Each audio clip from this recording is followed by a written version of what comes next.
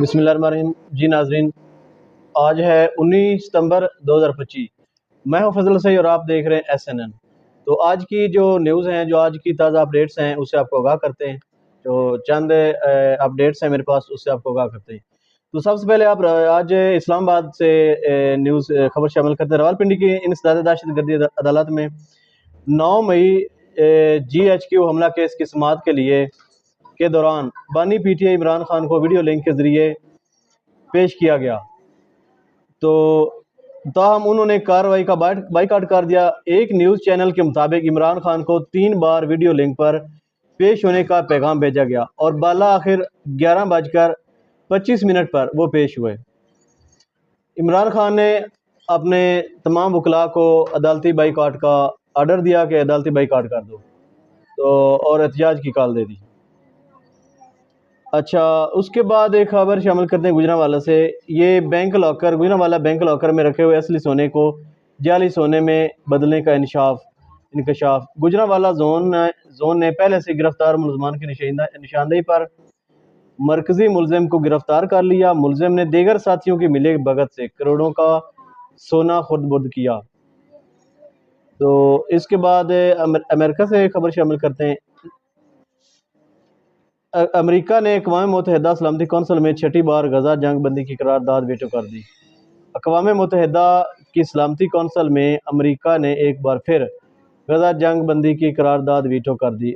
امریکہ media کے مطابق امریکہ نے 6ٹی بار غزہ جنگ بندی کی قرارداد کو ویٹو کیا، جبکہ UN سلامتی کونسل میں 14 ارکان نے قرارداد کی حمایت میں ووٹ دیا۔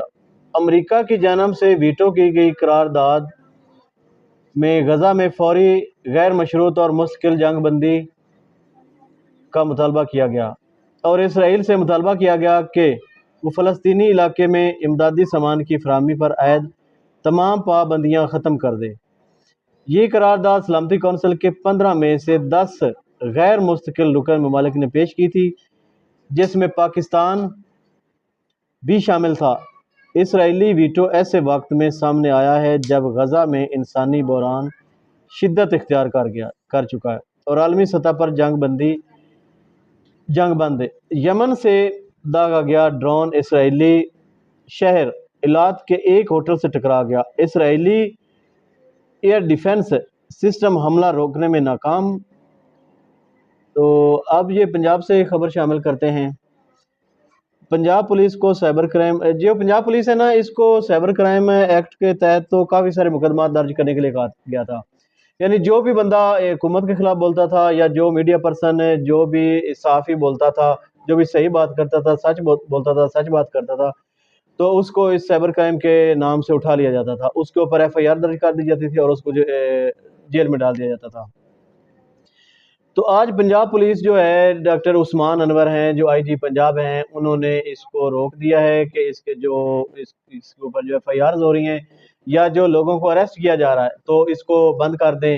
اس تمام DPOs DCOs اور IG کو دوسرے جو بھی ماتحت عملہ ہے SHOs ہیں، ان کو اس کے آرڈر جاری کر دیے گئے۔ پنجاب پولیس کو سائبر کرائم مقدمات کے اندراج سے روک دیا گیا۔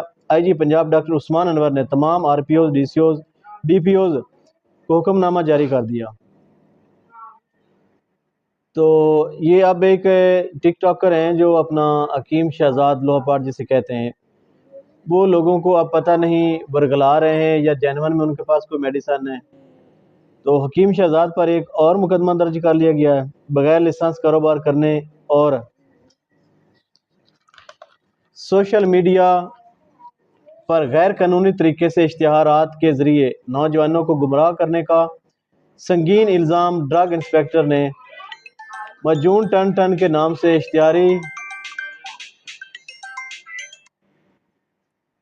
اشتہاری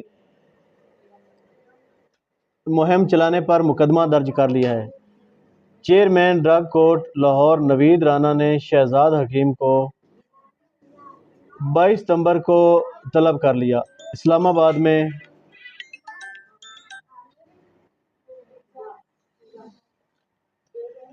تو یہ صورتحال ہے، اور یہ آج کی کچھ نیوز تھی جو میں نے آپ لوگوں کے ساتھ شیئر کی ہے۔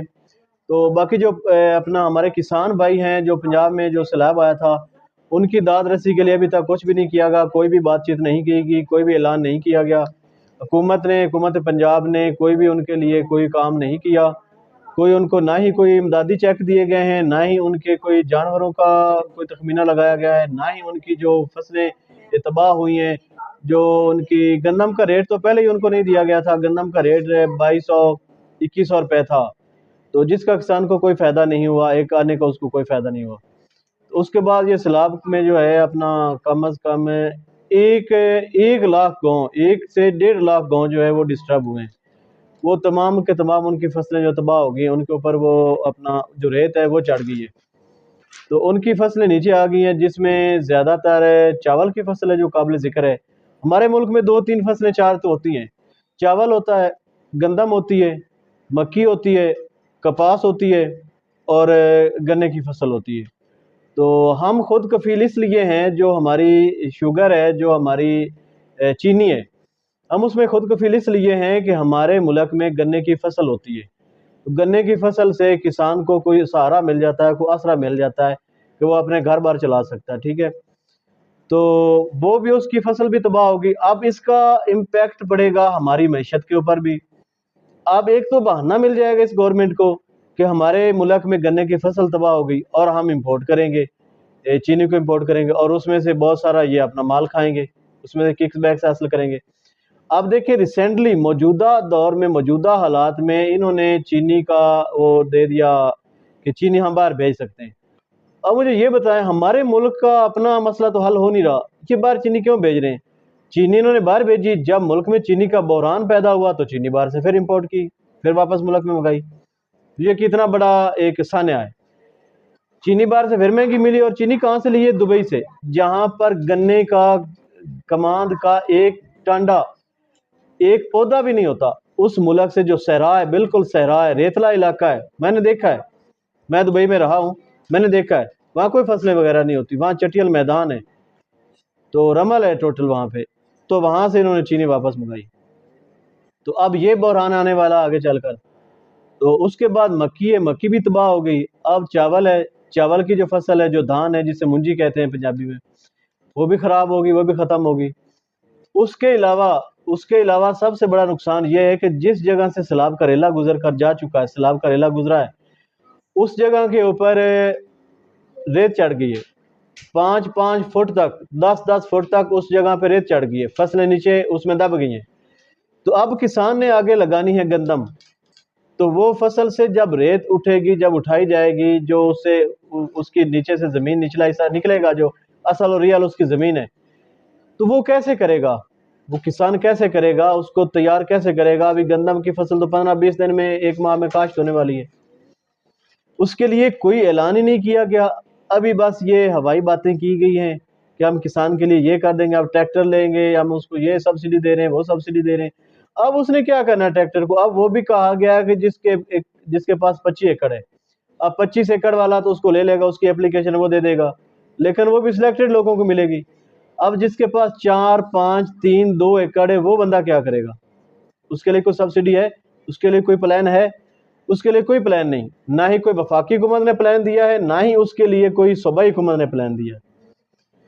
تو ہمارے ملک کے حالات دن بدن بگڑتے جا رہے ہیں، دن بدن ہمارے ملک کے حالات خراب ہوتے جا رہے ہیں، اور ان قریب آٹے کا بحران، آٹا اب بھی 140 روپے کلو سیل ہو رہا ہے، اور گندم 35 سے 40 ہزار روپے سیل ہو رہی ہے 1 من 40 کلو۔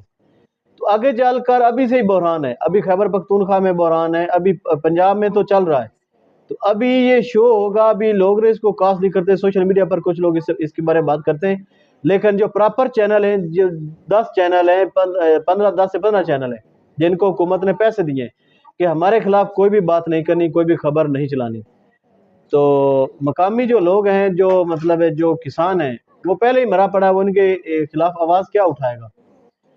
تو ہمارے حکمرانوں کو چاہیے کہ اللہ سے ڈریں، خدا سے ڈریں، سب نے مرنا ہے، تو اگر اللہ تعالیٰ نے ان کو ایک چانس اور موقع دیا ہے تو لوگوں کی دعائیں لیں، جتنا بھی ہو سکتا ہے ان کے لیے کوشش کریں، کسانوں کے لیے کوشش کریں، کسان کو اٹھائیں گے، کسان خوشحال ہوگا، ہمارے شہر کے لوگ خوشحال ہوں گے، شہری لوگ خوشحال ہوں گے، کسان کے پاس پیسہ ہوگا، وہاں جا کر وہ شاپنگ کرے گا، زر مبادلہ کمائے گا، شہری کمائے گا، ٹھیک ہے.